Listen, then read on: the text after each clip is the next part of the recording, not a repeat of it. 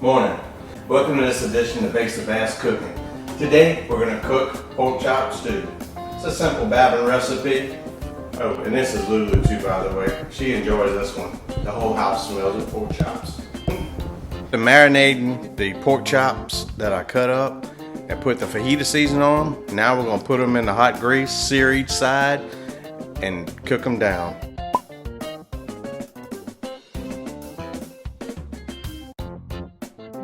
First of all, I'm letting my pot heat up. I put a little bit of oil just to cover the bottom.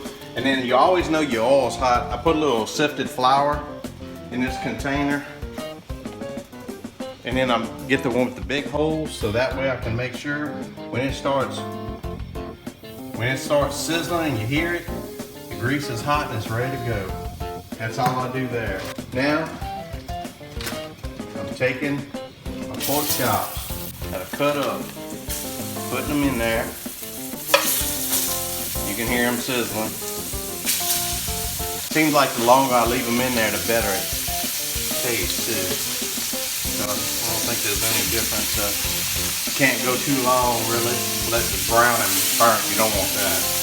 But I'm gonna show y'all what they look like. I stir them around in there. So also, I add water to it, but while I'm adding also this, it's called ham-based bouillon. I just take a little spoonful of that, let that get nice and mixed up in there, and that's what I'm going to be adding to my water instead of just water. It's pretty simple. I love all these better than bouillons. Here's the ham base. If I make chicken, I use the chicken base. If I use the beef, I make the beef base.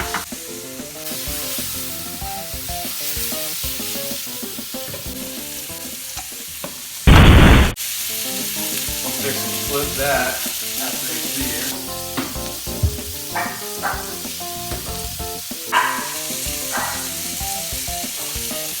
Not sure what's going on with the dog. She smells the pork chop and always goes crazy. Enough, Lulu, enough! As you can tell, this is really all that's needed. Crisp it on one side and really let that fajita seasoning get into the meat. I kept noticing every time we go to a Mexican restaurant, my family says, "Oh, I love the pork chops here." And I asked them one time what was the seasoning, and it was fajita seasoning. That's all they use, of course. So I said, okay, I'm gonna try that. Now, as you can tell, this is nice, and some pieces are darker than others. That's good. And the part that we're gonna leave on the bottom when I pull these out, we're gonna make our gravy with. Which, it's a roux gravy, but it's not the one where I stand in the front of the pot for an hour and a half. I can do that, but I'm a dad with 2 kids. They're hungry. I'm working at home. I'm trying to do this quick to get the same result as an all-day rollover for a roux, stirring in front of the pot.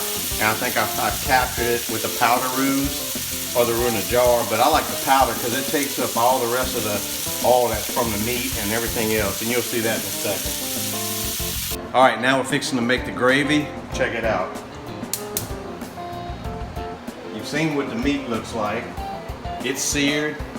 Everything that's left over in the pot, as you can see, is going to be a gravy with my trinity, which is onions cut up, and I also cut up a sweet onion.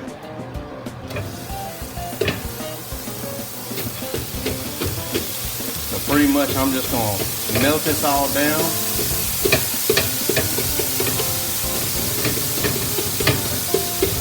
As you can tell, it was frozen, no problem. Put it in there frozen.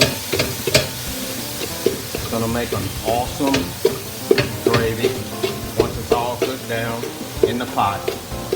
And there's a lot of different pots out there. Of course, being from Louisiana, my dad passed away. He left me all these Magnolites.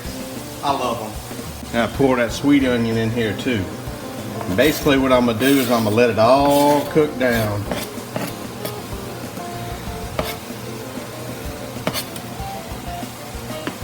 Got it on high, cooking down. And you can put garlic or anything you want in there as it's cooking down. I actually found a little bit of garlic juice here.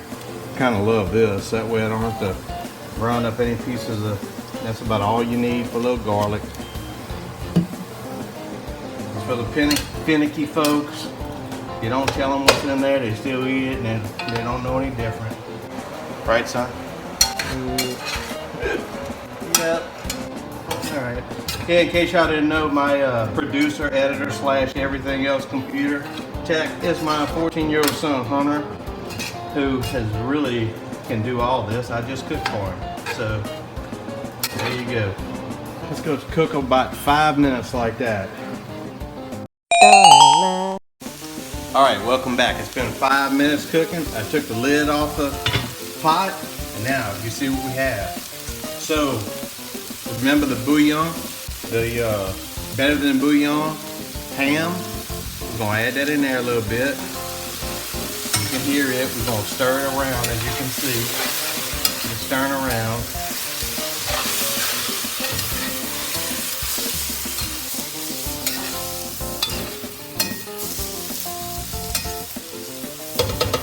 Now, depending on what pot you use, I said 5 minutes, maybe 5 to 10. If you need more time, just kind of make it look like this.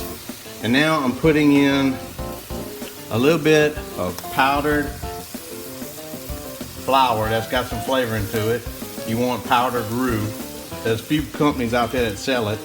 I never knew how to really use this, so I started experimenting with it, and I'm like, okay, this will work. So I put it on there. But you got to make sure you stir it all in good, because you don't want any clumps. And you start to see something. Also, keep a bottle of water. I keep a little water. It's not cold. Regular tap or room temperature. This is where you're going to do your stirring. I turn down my heat. Turn the heat down. Depending on your stove, you don't want anything burning. When it starts to look like this and it looks kind of thick, like this here, we're going to add some more of the bouillon that's in the water. That's giving you some more pork chop flavor along with the gravy, and now you can see the gravy starting to take shape. Your whole house going to smell good too, so keep your windows down, because if you raise your windows, you're going to have the neighbors coming up and want some. It's going to be just too good to give out. My son eats the whole pot. Like I can make this, he'll eat the whole week on this.